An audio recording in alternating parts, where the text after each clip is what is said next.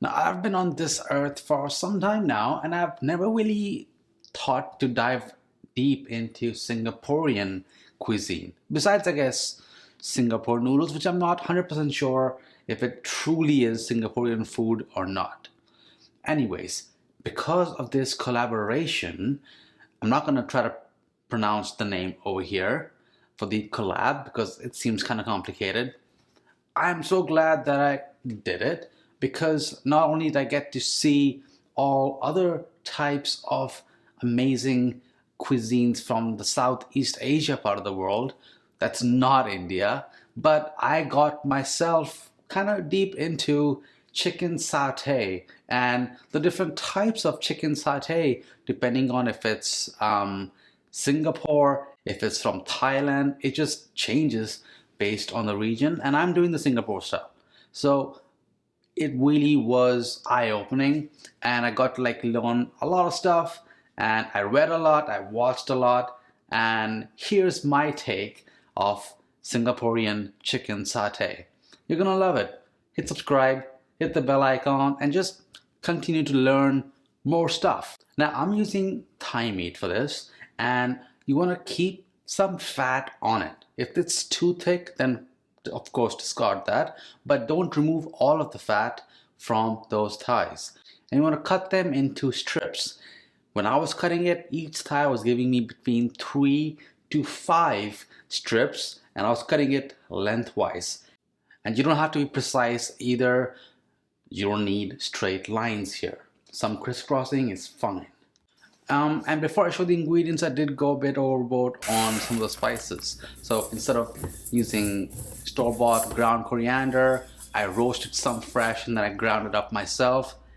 It makes a tiny difference, but I'm willing to experience that difference, especially when it's something new and exciting like this recipe.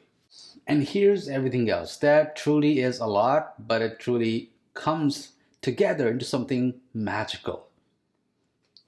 You want to just start dumping it all into that chicken and then just really giving it a good massage. I am not using garlic powder. I prefer to just, taste that raw garlic. I really like it. And I'm adding some oil in here as well because I'm not grilling it. I'm broiling it under the oven. So that oil will help provide some extra fat and protection to prevent that meat from drying out as we are broiling it. Now, this is a lot of dry spices, so as you're mixing everything together along with that sticky molasses, you're going to run into some troubles. And your mileage will run low unless you add some water to really help make things a bit more pliable. Now, let that marinate overnight if you can, and let's focus on the peanut sauce because that's what a chicken satay is usually served with. Now, the peanut sauce can either be served coarse, so the peanuts are not completely ground up and almost like a smooth sauce, but it's finely ground so that there's still some texture in the sauce. But I just wanted a nice smooth sauce. But what I learned about the sauce is it's really a combination of some sourness, some tanginess, and spiciness at the same time, along with the creaminess that the peanuts are bringing. So it really is a very unique flavor. And that's why the tamarind is starting off first, because that needs to soak in some hot water and you want that flesh. After 20 to 30 minutes, you should be able to squeeze out most of that pulp and you don't want to use those seeds at all. To make the sauce, I'm adding some oil onto my pan and then adding in some finely chopped shallots. Onions are fine as well. It's your preference. I think I like the shallots more because it's just a bit sweeter. Then I'm gonna add in some finely chopped ginger and garlic. Now traditionally you would use galangal, but I just could not find it.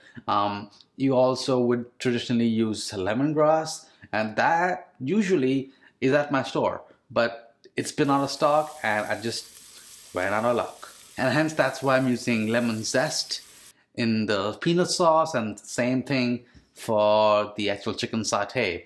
If I could, I would use the lemongrass. And then once those onions have softened and it's nice and aromatic, add in your peanuts and some of your spices. So this is just some turmeric and some ground coriander. Just saute this, get those peanuts lightly roasted. They'll warm up, the spices will cook out, release some of its own oils, and then you want to just transfer this all into a food processor. I did add a splash of water just to deglaze any peanut or spice stuff that might have been stuck at the bottom. Then I'm also going to add some chili garlic sauce, some sugar, lemon zest, and of course the tamarind water. So now you see the sweet, spicy, and tangy coming in at the same time. I'm also going to add in some lime juice in there. And now it's a question of blending it up. Now at this point, you can leave it a bit coarse, so don't go full speed. You can like kind of toggle the blender and get the consistency that you're looking for, kind of like this. But I went full force ahead and I made a nice smooth sauce, and you might have to add water just to adjust the consistency. Now put it back in your stock pot or your pot over here, and it's now a question of tasting, adding salt, and adding more lime juice or tamarind paste as you need. I didn't add all of it earlier. I added half because you can always add more, but you can't remove it. So just taste and trust your guts, trust your instincts, and if you like it, it must be good. It was kind of hard for me because I've never really had an authentic peanut sauce from that part of the world. Neither have I had an authentic chicken satay. So I'm just going by my gut. It does taste good, but if it's completely off, I wouldn't know unless I actually experience it. So if you know any good Singaporean restaurants in the Ottawa area, then let me know down below. I would love to get an authentic taste of it. Now it's been 24 hours and now we are going to be skewering those meats up. And you want to kind of weave your way through the meat. So go up and down as you fold the meat and you thread it through the skewer. That will just help with appearance, but it will also help stretch it out so there's no chunks of meat that are just curled up in a chunk that won't cook at the same rate as the chicken that's not curled up in a ball. Just like spread it out evenly, and that's the main idea. And you don't have to fill the whole skewer either.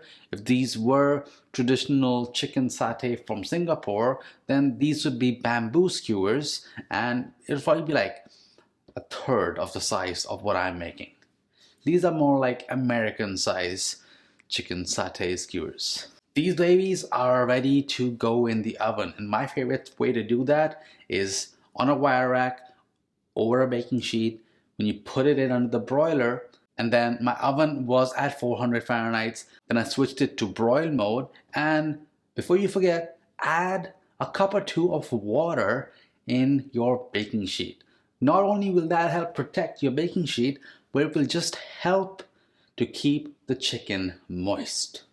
And once the first side is nicely browned and charred to your liking, flip it up, cook the other side, do the same thing, and now it's time to serve. And I just made a quick pulao along with just some chopped up cucumbers with lime juice and a quick sweet and spicy pineapple salsa. And I've never really honestly tried pineapple. So again, I'm just trying so many new things. So this was exciting, and I'm pleased to report that I really enjoyed this pineapple salsa while my wife hated it. But there's a lot left in the fridge for me, and I'm glad that I liked it. And the pineapples that I bought did not go to waste. And it was really fun to enjoy these almost savory. I'm not gonna call it spicy. The skewers are not spicy at all. They're just like savory with like a hint of sweetness. Along with the rice and then the sweet pineapple with chilies. So it's like spicy. It's just a really cool kind of combination. And then that sauce just holds everything together. Now, if there's something else from that part of the world that you want me to try, something you're curious about, then let me know. And I'm always happy to try new things. And so should you. Check out the Live to Cook guide. Hit subscribe. I'm always doing new cool stuff on this channel. And I'll see you on the next one. See ya.